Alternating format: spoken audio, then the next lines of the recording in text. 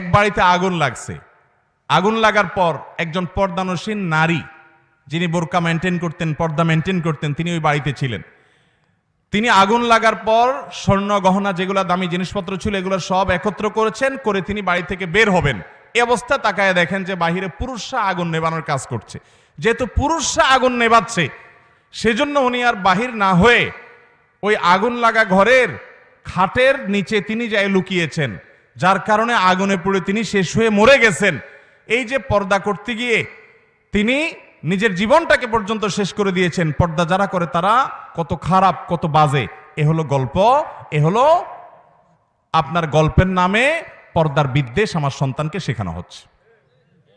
ভাইরা আমার, আচ্ছা আপনি আমাকে বলেন, কোন বাড়িতে যদি আগুন লাগে, কোন নারী যদি সে আগুনের মাঝখানে পড়ে যায়, পুরুষরা আগুন নেভাচ্ছে, এই অজুহাতে কোনো মুসলমান নারী বের হবে না?